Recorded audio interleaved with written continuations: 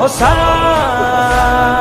یا نصارات الحسین یا نصارات الحسین. امام جعفر صادق علیہ السلام کی خدمت میں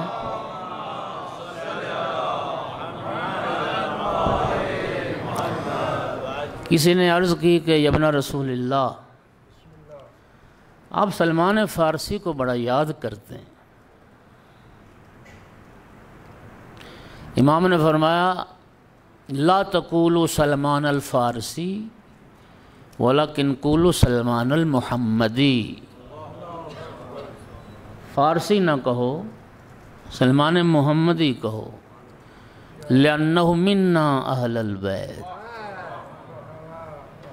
اس لیے کہ وہ ہم اہل بیت میں سے. آپ بہت یاد کرتے ہیں سلمان کو، بڑا تذکرہ کرتے ہیں. فرمایا میں 3 باتوں کی وجہ سے سلمان سے محبت کرتا ہوں. رسول اللہ محبت کرتے، آل رسول جناب سلمان سے محبت کرتے.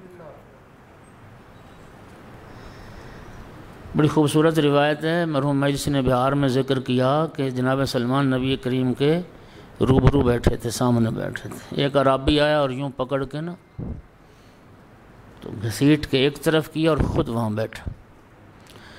نبی کریم نے جب یہ عمل دیکھا تو انتہائی ناگواری محسوس کی، بلکہ روایت میں لفظ ہے کہ پیشانی مبارک پر آنکھوں میں سرخی آ گئی غصے سے، اور پیشانی مبارک پر پسینہ نمودار ہو گیا. اور سرکار نے اس عرابی کو فرمایا اتناہی رجلا یحبہ اللہ فی السماء ویحبہ رسولہ فی الارض. تو نے ایک ایسے شخص کو یہاں سے ہٹایا اور دور کیا، آسمانوں میں خدا جس سے محبت کرتا ہے، زمین میں رسول خدا جس سے محبت کرتا ہے. یہ جملہ بڑا خوبصورت ہے اور شاید بہت ساروں نے پہلی بار سنا ہو. نبی کریم نے فرمایا، حوالہ میں دے چکا ہوں، حوالے میرے پاس محفوظ. سرکار نے فرمایا تم کیا جانو سلمان کی عظمت. جبرائیل جب بھی رب کی طرف سے میرے پاس وحی لایا تو جبرائیل نے رب کی طرف سے مجھے یہ پیغام دیا، یا رسول اللہ، اللہ رب العزت فرما رہا ہے سلمان کو میرے سلام کہہ دے.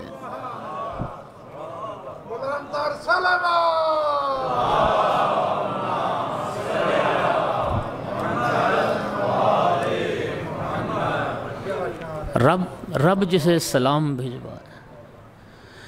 پھر سرکار نے فرمایا انہ منی، سلمان مجھ سے. من جفاہ فقد جفانی، جس نے سلمان پر جفا کی اس نے مجھ پر جفا کی. من آذاہ فقد آذانی، جس نے سلمان کو اذیت پہنچائی اس نے مجھے اذیت پہنچائی. من بعدہ فقد بعدنی، جس نے سلمان کو دور کیا اس نے مجھ کو دور کیا. ومن قربہ فقد قربنی، اور جس نے سلمان کو قریب کیا اس نے مجھے قریب کیا. کیا عظمت ہے جناب سلمان.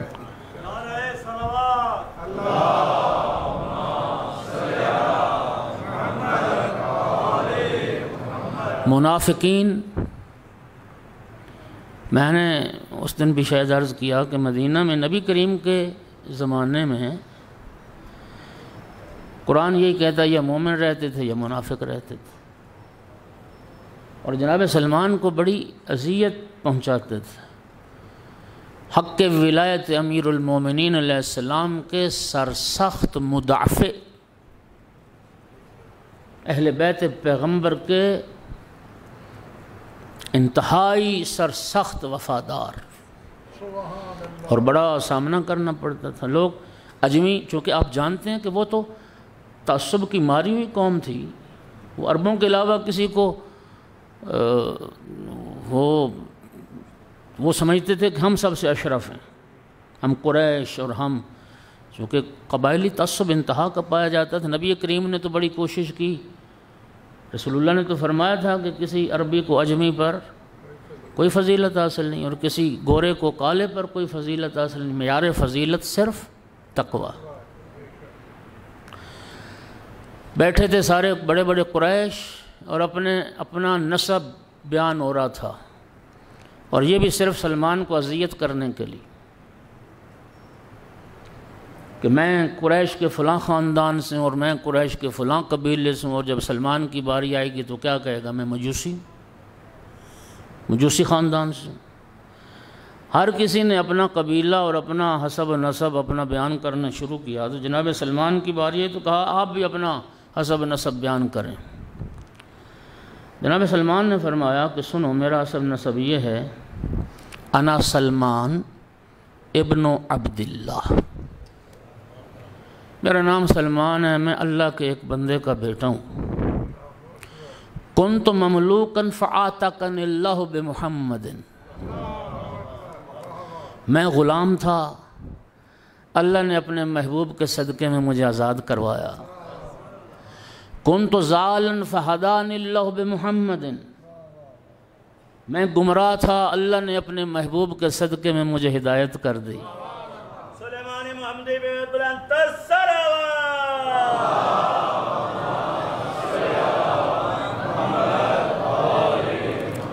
وکنت عائلا فاغنانی اللہ بمحمد، میں تنگ دست تھا، اللہ نے اپنے محبوب کے صدقے میں مجھے غنی کر دیا۔ ھذا حسبی و نسبی، یہ ہے میرا حسب اور یہ ہے میرا نسب۔ سلمان وہ شخصیت تھی کہ رسول اللہ نے فرمایا تھا جناب سلمان کے کندھے پہ ہاتھ رکھ کر، لو کان العلم فی سریا لنالہ رجال من فارس، اگر علم ستارہ سریا کی بلندی پر چلا جائے تو فارس کے یہ لوگ وہاں سے جا کر بھی علم کو حاصل کر لیں۔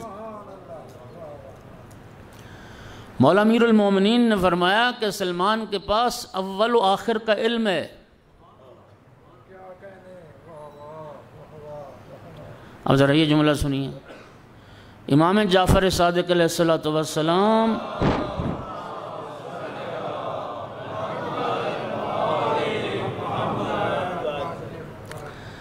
فرمایا السلمان بحر لا ينزف وکنز لا ينفد، سلمان علم و معرفت کا وہ سمندر ہے، سمندر جو خشک نہیں ہو سکتا ہے، اور علم و معرفت کا وہ خزانہ ہے جو کبھی ختم ہونے والا نہیں۔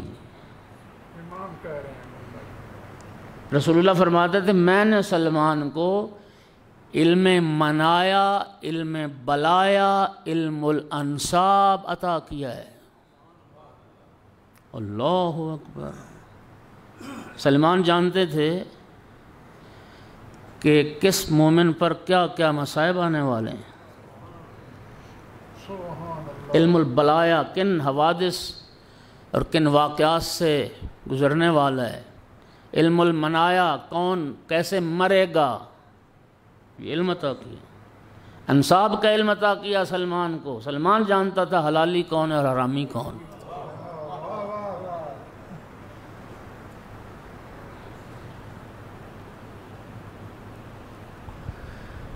کسی نے سلمان فارسی سے کہا، سلمان ایک منافق نے کہا، سلمان یہ بتا چونکہ اب جانتے ہو 350 سال یا 400 سال عمر مبارک ہیں، دو روایتیں 350 سال یا 400 سال۔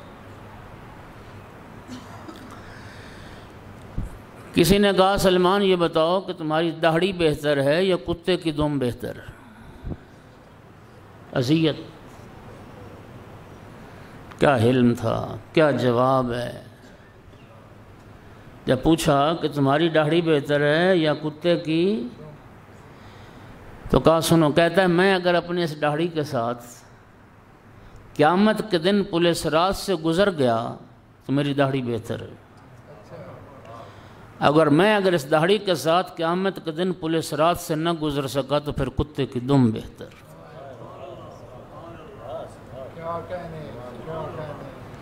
کتے کی دم بہتر۔ نبی کریم صلی اللہ علیہ وآلہ وسلم نے فرمایا، اور یہ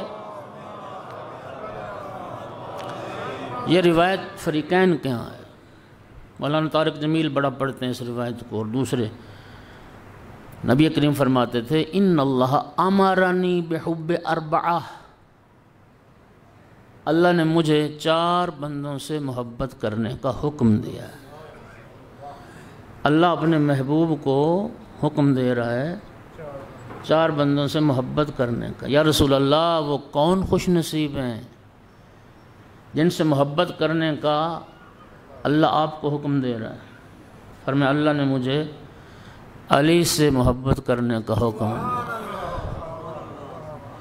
3 دفعہ نام مولا علی کا لیا، اللہ نے مجھے علی سے محبت کرنے کا حکم دیا، اللہ نے مجھے علی سے محبت کرنے کا حکم دیا۔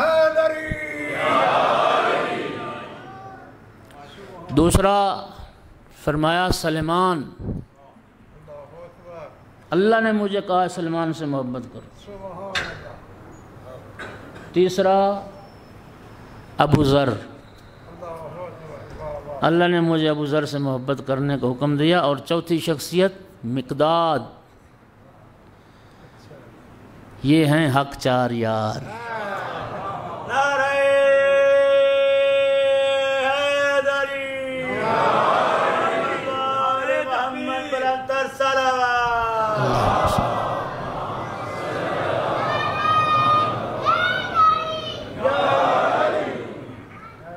اور یہی وہ 4 شخصیات ہیں جن کے لیے نبی کریم کی دوسری حدیث ہے ان الجنت لتشتاق الی 4، 4 بندوں کی جنت مشتاق، 4 بندوں کی جنت مشتاق۔ کیا مرتبہ خدا کی قسم! 400 سال کے قریب عمر پائی مدائن میں، جب احتضار کی حالت طاری ہوئی نا، جان کنی کا مرحلہ آیا جناب سلمان کا، تو سلمان کے جو غلام تھے، خادم تھے، زازان ان کا نام ہے۔ زازان کہتا ہے آقا یوں لگتا ہے بس اب جدائی کا مرحلہ آ گیا، احتضار کی حالت طاری ہو گئی۔ آپ نے اپنے امور کے متعلق کوئی وصیت نہیں فرمائی، کچھ بتایا نہیں ہے، آپ کو غسل کون دے، کفن کون پہنائے، آپ کا جنازہ کون پڑھائے، کون دفن کرے، کہاں دفن کرے۔ جناب سلمان نے مسکرا کے فرمایا گھبراؤ نہیں، مجھے وہی غسل دے گا جس نے رسول اللہ کو غسل دیا، مجھے وہی کفن پہنائے گا جس نے رسول اللہ کو کفن پہنایا، میرا جنازہ وہی پڑھیں گے جنہوں نے رسول اللہ کا جنازہ پڑھا، مجھے وہی مبارک ہاتھ دفن کریں گے جن ہاتھوں نے جسد رسول اللہ کو دفن کیا۔ زازان کا عرض کرتا ہے آقا وہ علی تو مدینے میں اور آپ مدائن میں، اور کتنے دنوں کا فاصلہ ہے؟ فرمایا یہ حبیب خدا کا مجھ سے وعدہ ہے، یہ رسول اللہ کا مجھ سے وعدہ ہے۔ زازان تو میری روح پرواز کر جانے دے، تو میرا تحت الحنک باندھ کے فارغ نہیں ہوگا، علی کے قدم میرے دروازے پر پہنچ جائے۔ جناب سلمان کی روح نے پرواز کیا تو باعجاز امامت امیر المومنین علیہ السلام مدائن تشریف لائے، مدینہ سے۔ لفظوں کا ذمہ دار ہوں، چہرے سے چادر ہٹائی، سلمان کے چہرے پہ مسکراہٹ آئی۔ مولا امیر المومنین علیہ السلام نے وہ کفن دیکھا جو جناب سلمان اپنی زندگی میں تیار کر کے رکھ گئے تھے، نہ جانے کب سے تیار کر کے رکھ گئے تھے۔ تو جب اس کفن کو کھولا تو مولا امیر علیہ السلام نے دیکھا کہ جناب سلمان نے 2 مصرے اپنے کفن پر لکھے ہوئے تھے، وَفَدْتُ عَلَى الْكَرِيمِ بِغَيْرِ زَادٍ مِنَ الْحَسَنَاتِ وَالْقَلْبِ السَّلِيمِ۔ کیا عاجزی ہے، کیا انکساری ہے، شان کتنی بلند ہے، مقام کتنا عظیم ہے، اور کفن پر لکھا کہ میں کریم کی بارگاہ میں جا رہا ہوں، اس حال میں کہ نیکیوں سے بھی میرا دامن خالی ہے اور قلب سلیم بھی میرے پاس نہیں۔ یہ در حقیقت قرآن پاک کی اس آیت کی طرف اشارہ ہے جس میں ارشاد پروردگار ہے کہ اللہ تعالیٰ فرماتا ہے کہ قیامت کے دن وہی انسان کامیاب ہوگا من اتی اللہ بقلب سلیم، جو قلب سلیم لے کے خدا کی بارگاہ میں حاضر ہو جائے۔ لکھا کہ میرے پاس نہ قلب سلیم ہے، نہ زاد راہ ہے، نہ حسنات ہیں، یہ عاجزی ہے۔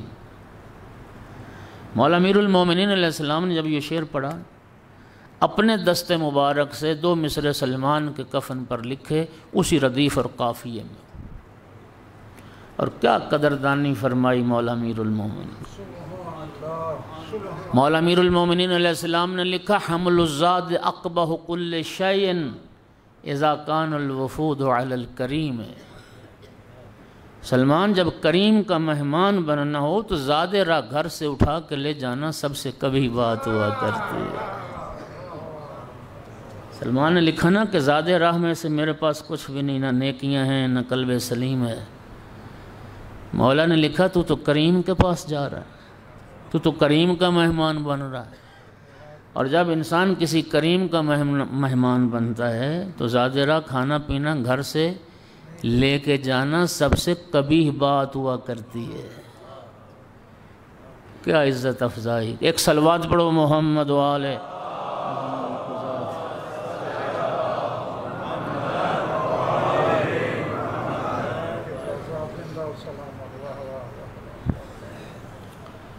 چہاردہ معصومین کے منظور نظر،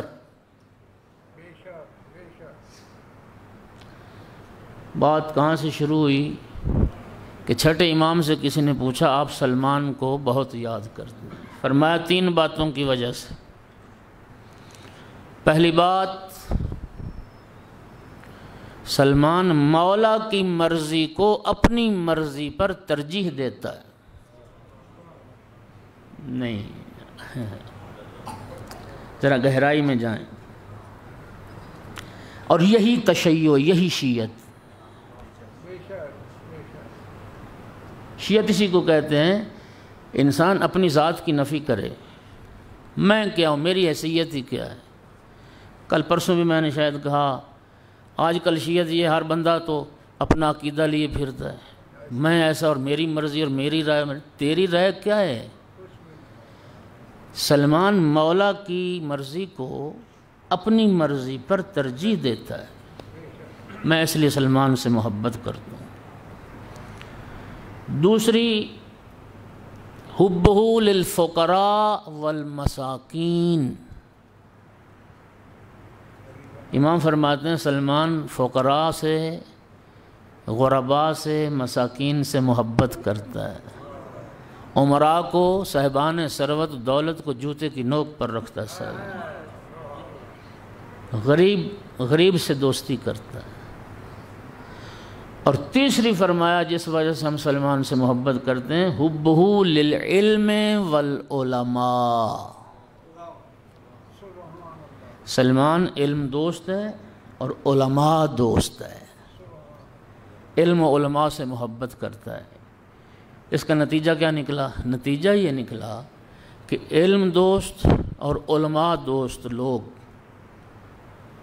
زمانے کا امام ان سے محبت کرتا ہے، جو علم اور علماء سے محبت کرتے ہیں وقت کا امام ان سے محبت کرتا ہے۔ امام جعفر صادق علیہ السلام نے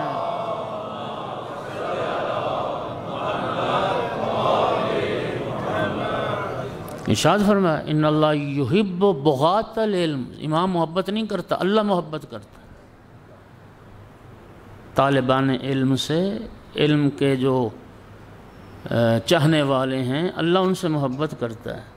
اور امام نے فرمایا تھا اغد عالما و متعلما او محبا لہما، عالم بن جاؤ یا طالب علم بن جاؤ، یا علماء اور طلباء سے محبت کرنے والے بنو، کوئی چوتھی صورت اختیار نہ کرنا ورنہ تم ہلاک ہو جاؤ۔ البتہ ایک حدیث میں امام علیہ السلام نے فرمایا نحن العلماء و شیعتنا متعلمون، چھٹے امام کا ارشاد ہے عالم ہم ہیں، علماء ہم ہیں، اور ہمارے شیعہ طالب علم ہیں، ہمارے شیعہ متعلم ہیں۔ ایک صلوات پڑھ دو سارے بلند آواز۔